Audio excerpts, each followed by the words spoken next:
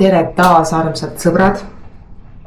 Ma pikalt mõtlesin, mis teemat me täna siis arutama hakkame, mis on aktuaalne, mis võiks teid huvitada. Olen lugenud ka palju kommentaare ja paljusid ikkagi huvitab see, milline elu või millised käigud on tulemas Venemaa presidendil Vladimir Putinil. Ütlen kohe ära, et see ei ole minu isiklik arvamus. Minu arvamus siin üldse midagi ei loe. Mina olen ainult kanaldaja, ehk siis mina hakkan edastama seda infot, mida mina ülevalt poolt saan. Seega pole mõtet kommentaaridesse mingisuguseid arvamusi selle kohaselt jagada. Te võite ainult oma arvamust jagada, kui soovite. Aga mina oma arvamust ei avalda ja ilmselt see pole ka tähtis. Seega vaatame, kuidas tal presidendina edasi läheb, millised võivad olla tema järgmised sammud ja kuidas üldse Venemaal hakkab elu edasi minema. Ma vaatan kohe, mis elude numbriga Vladimir Putin oli.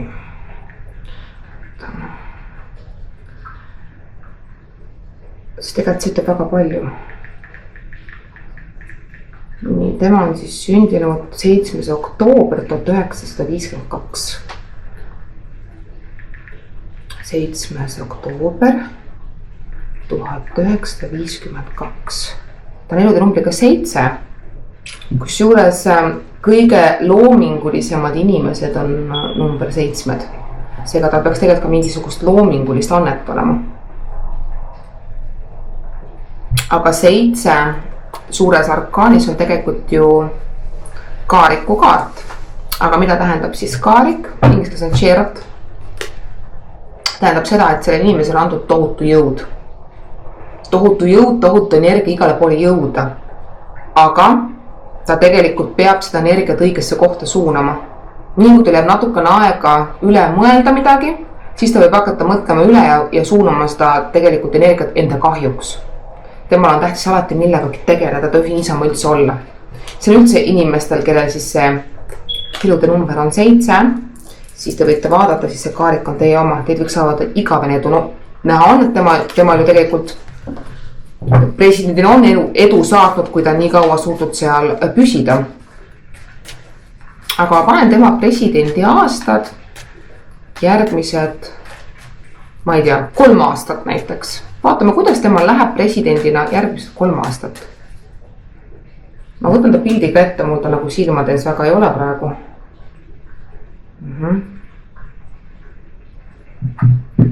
Nii.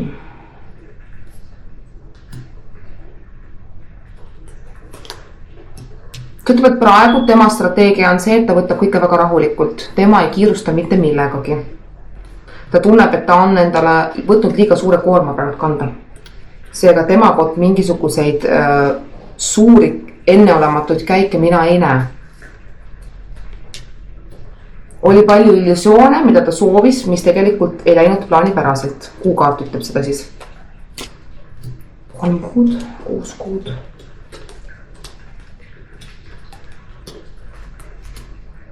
Aga kui ma vaatan tänasest 3 kuud, tuleb see sama kaariku kaart.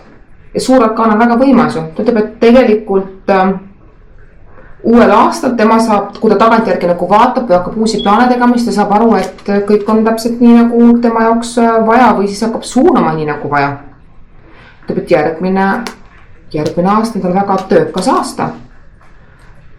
Väga töökas aasta, aga mingisugune probleem tuleb seal finantsiliselt, tema hakkab mingisugust, ma saan, et tema nüüd kõiki küsimusi seal ei lahenda, aga kuidagi, ütleme, et Venemaale, see on siis föderaalne vabariik või? Vist on, eks ju. Pole ammu koolis käinud. Et seal tulevad mingid probleemid rahadega, ma ei tea, kas see on see kursi teema või raha teema. Ütleb, et inimesed hakkavad nagu rahulolematuks saama. Siuke rahulolematus nagu tõuseb. Aga ta ütleb, et aasta lõpuks on see korda aetud. Kuskilt siis jälle leitakse mingisugune lahendus asjadele. Aga ma vaatan tänasest 3 aastat. Minul on tunne, et ta ei, tema peab küll vastu, aga teda nagu hakkab mõjutama mingisuguse tumeda peaga naisterahva surm hästi tugevalt. Ta hakkab võib-olla asju teistmoodi vaatama või siis oma pere asju teistmoodi vaatama. Noh, mina tema lähedastest mitte midagi ei tea, ma pole väga midagi uurinud ka. Aga siis tänasest 3 aastat, 2028. Ja siis ta võib teha mingisuguse järsu muudatuse. Tal on kuidagi hästi raske nagu sellest üle saada, tal on justkui nagu süda murtud. Kas siis tuleb uus? Võimalik on ka see, et see on ka see aeg, kus võib nagu võimalus tekkida tema välja vahetamiseks või siis ta ise ütleb, et nüüd oleks aeg teha mingi muutus, ma kas astun tagasi või ma valin enda kohale kedagi teist. Sellepärast, et siin mingi suur muutus praeguse prognoosi kohaselt. Aga siin kaalutab ka seda, et tema jõud ei saa otsa läbi selle. Kui mõni inimene arvab, et tal juhtub midagi tervisega, siis tegelikult mitte midagi seal juhtub. Tema jõud otsa ei saa. Ta lihtsalt nagu hakkab nagu elule teistmoodi tagasi vaatama. Kuidas näeb uuel aastal, kui me ütleme, et järgmine aasta on läbi, kuidas näeb USA Vladimir Putini käitumist ja kuidas nad sellega rahule jäävad?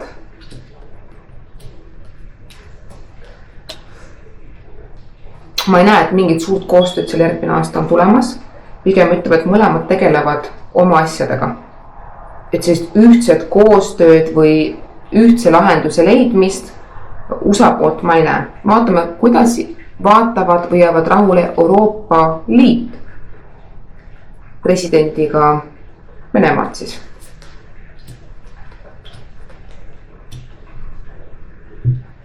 Absoluutselt mitte, siin tuleb lolli kaart, see ei tähenda, et inimene on loll, kindlasti mitte, aga ütleb, et Euroopa Liidu arvates siis on osad sammud läbi mõtlemata ja ei ole ära põhjendatud õigesti.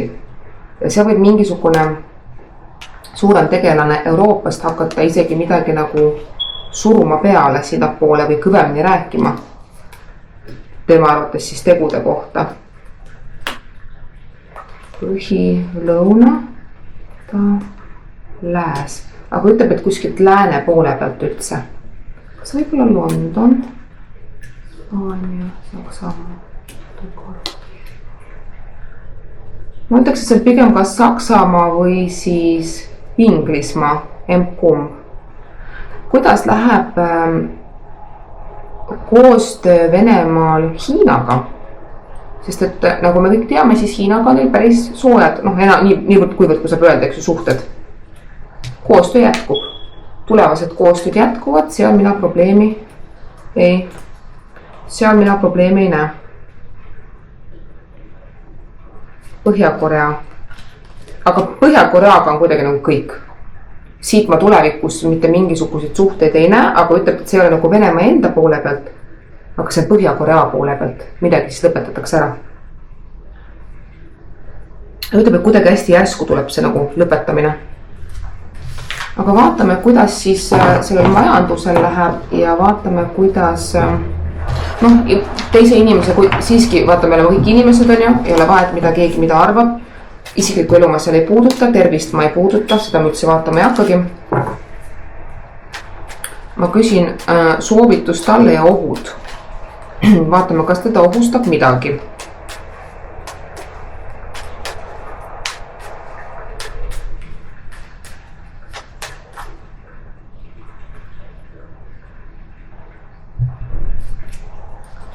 Kas Vladimir Putinit ohustab midagi? Ma panen iga aasta lõikes, panen ka 2025.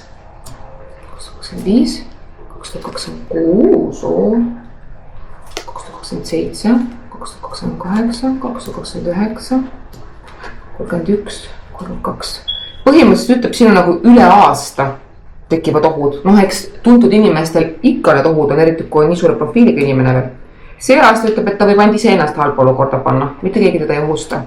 Aga kust tuleb oht järgmine aasta? Mingisugusest tehtavast valikust. Aga ta ütleb, et see ei ole veel nagu ära otsustatud. Ta on veel valiku ees. Kellega seoses.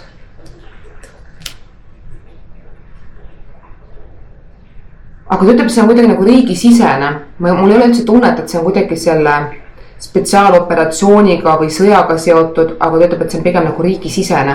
Et kui see oht tuleb, siis see oht on nagu pigem seespoolt tulenev, mitte väljaspoolt. Midagi üritatakse välja tuua või üle kavaldada justkui. Siis 27 on rahulik, 28 on rahulik, 29. Aga ütleb, et 29 aasta on üleüldiselt karmaline aasta, vaata igal inimesel on oma karma aasta. Kuidas see karma aasta tuleb, see tuleb väga tihti eelmisest eludest.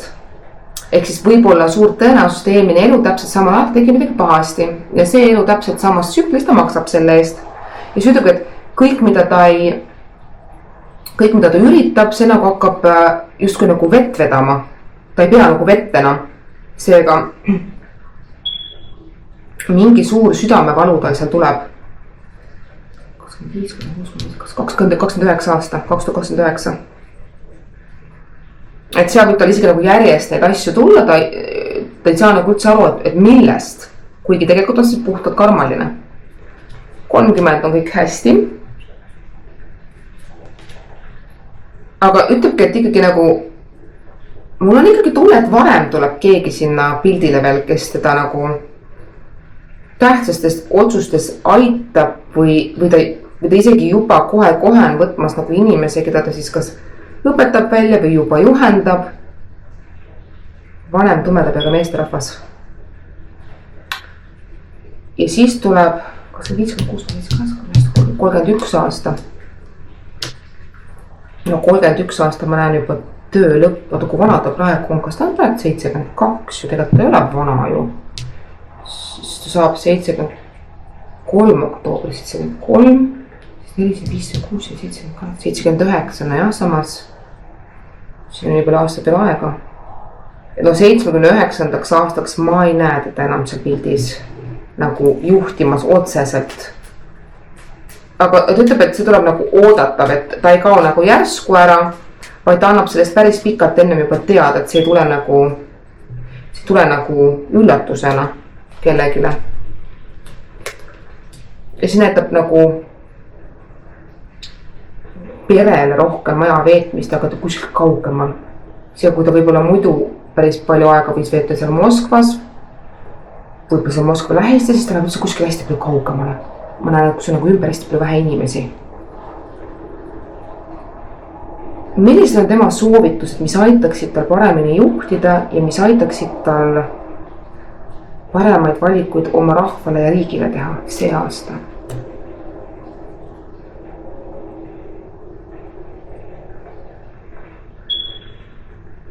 See ütlebki, et viha ei tohi pidada, tuleb võtta elu sellisena, nagu ta on. Ja ütleb, et ego tuleb maha suruda, et mõnikord kõik võitlused ei ole nagu võitlust enam väärt. Seda räägib kaartud, mitte mina. 26 aasta. Ja see ütleb uued algused, et nagu vana peaks ära jätma ja peaks alustama täiesti puhtalt lehelt. Aga vaata, õnneratta kaart on siuke kaval kaart, mis ütleb, et tegelikult kõik ei ole ära otsustatud. Siin ju mul ennem tuli ka see valikute kaart, seega 26. aastast me väga palju ette ei saa vaadata, sest see on siukene aasta, kus võib juhtuda põhimõtteliselt mida iganes. Sest see ei ole nagu saatuse poolt mitte midagi ära otsustatud, nüüd saatuse ratas on otsa või see õnneratas. Noh, kuna siin oli 25, 26, 27, 28 aastat, need on väga stabiilsed. Ta ütleb, et on energeetiline, tahab kõike teha, suure nagu entusiasmi kõike teeb, mingi probleemi ma ei näe. Ja 29. aasta soovitus tegelikult on võtta elu natukene kergemalt ja veeta aega natuke rohkem pere või siis sõprade seltsis. Mul on tunne, et see aspekt on elust võib-olla ära kadunud mingiks ajahetkeks. Ja siis tuleb see nagu meenutus, tavaliselt läbi kaotuste tulebki see meenutus vaata, et tegelikult mis on tähtis, eks ju. Et ei ole ainult töö ja töö kogu aeg või kellegi teise jaoks töö tegemine või rahva jaoks töö tegemine, mis iganes vormis. Aga sina inimesena oled ka tähtis ja sinu soovid ja tunded, sest mina arvast väga palju, kui vaatad üldse tuntud inimesi, ei ole vahet, kas need president või ajakirjanik või muusik või ükskõik kes, aga unustavad väga tihti ära, et seal taga on tegelikult ka inimene, kellel on samamoodi oma pere, oma tunded, omad lootused, oma tootused. See suur väike asi unustatakse ära.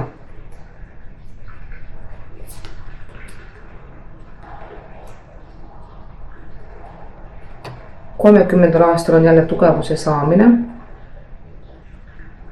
Aga keegi hakkab tema tugevust testima, mingi tumeda peaga naisterahvas. Hakkab tema tugevust testima, see tuleb mingisugused temast mitte sõltuvad muutused, aga pigem see on isiklikus elus, ma seda ei puutu. 31 aasta on väga edukas ja 32 aasta ma näen juba seda pereelu, seega.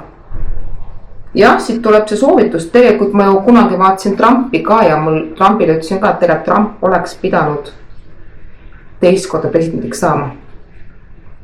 Ja tookord, kui teda tuliseti, see läks ju 3 millimeetrit, ütlesid 3 millimeetrit läks mööda, ta oleks surma saanud. Ja ma ju panin kaarte ka enne, see tuli see surmakaart, et väga suur atentaadi oht. Et mõnikord tuleb leida endasse jõud ja arusaam, millal öelda stopp. Et sa ei unustaks ka seda oma elu ära. Et teenid ka ainult teisi ja siis lõppude lõpuks kaduda see identiteet ära, et sa lõpuks ei saagi aru, kes sa oled. Sa ei ole tegelikult su töö, sa ei ole su amet, sa oled eelkõige inimene. Aga noh, ärimehed, poliitikud, neil on see kerge unustama seda. Aga vaatame siis ka Venemaa eluolu.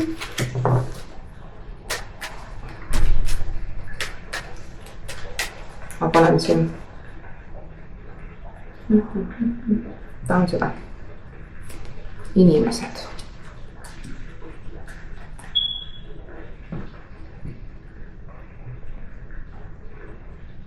Mina näen kohe, et 27. aastal lõpeb see kõik jamma ära.